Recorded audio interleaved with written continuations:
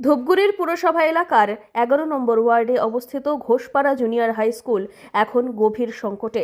একমাত্র শিক্ষকের অকাল প্রয়াণ এবং গ্রুপ ডি কর্মীর চাকরি চলে যাওয়ার কারণে স্কুল চালানো নিয়েই এখন বড়সড় প্রশ্ন উঠেছে।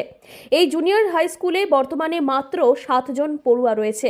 স্কুলটি এতদিন একমাত্র শিক্ষক এবং গ্রুপ ডি কর্মীর সাহায্যেই চলছিল, কিন্তু কিছুদিন আগে স্কুলের ভারপ্রাপ্ত শিক্ষকের মৃত্যু হয়। রতন স্যার এখানকার পার্মানেন্ট টিচার ছিলেন, একজনই সিঙ্গেল টিচারই ছিলেন। উনি হঠাৎ মারা যান। তো উনি মারা যাওয়ার জন্য যে অচলাবস্থাটা সাময়িকভাবে, মানে সাময়িক না, মানে যে অচলাবস্থাটা তৈরি হয় সেটা সামাল দেওয়ার জন্য আমাকে সাময়িকভাবে মৌখিকভাবে স্যার বলেছিলেন যে আপনি ম্যাডাম কিছুদিন থাকুন স্কুলটি, মানে ওনারও পেনশন মানবিকতার জন্য আর কি, যেহেতু স্কুলে যাই হোক একটা চালু রাখার ব্যাপার থাকে। এবং আমার সাথে একজনই গ্রুপ ডি স্টাফ ছিলেন।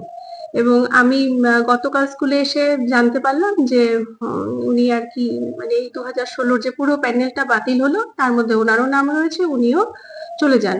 এরপর শিক্ষা দফতরের তরফে সাময়িকভাবে একজন শিক্ষিকাকে দায়িত্ব দেওয়া হয় স্কুল পরিচালনার জন্য। কিন্তু বৃহস্পতিবার সুপ্রিম কোর্টের রায়ে চাকরি হারান গ্রুপ ডি কর্মী অমল মণ্ডল। ফলে বর্তমানে স্কুলের খাতায় কলমে কোনো স্থায়ী শিক্ষক কিংবা কর্মীই নেই।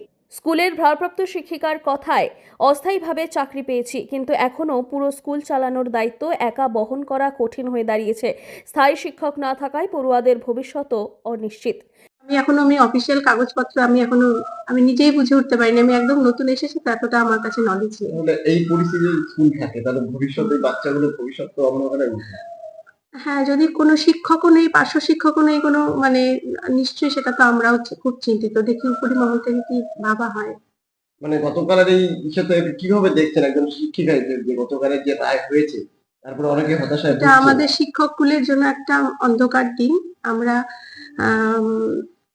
এইরকম একটা পরিস্থিতির শিকার হবো কোনোদিনও আমরা ভাবিনি। আমরা শিক্ষা দান করতে এসেছি, সেই জায়গাটা আমাদের বিঘ্নিত হচ্ছে। অবিলম্বে যদি সেই জায়গাগুলো দেখা হয় তাহলেই আমরা শিক্ষা প্রদান করতে এসেছি, সেটা আমরা পারছি না, এটাই বড় কথা।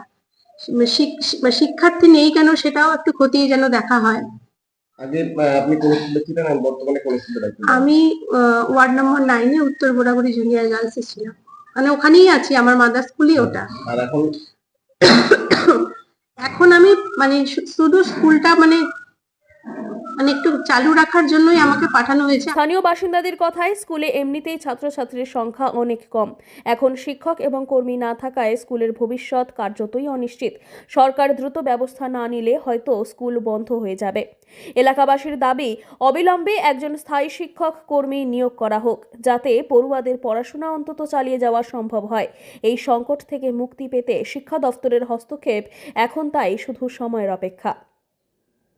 জলপাইগুড়ি থেকে সুরজিৎ দে রিপোর্ট, লোকাল 18 বাংলা।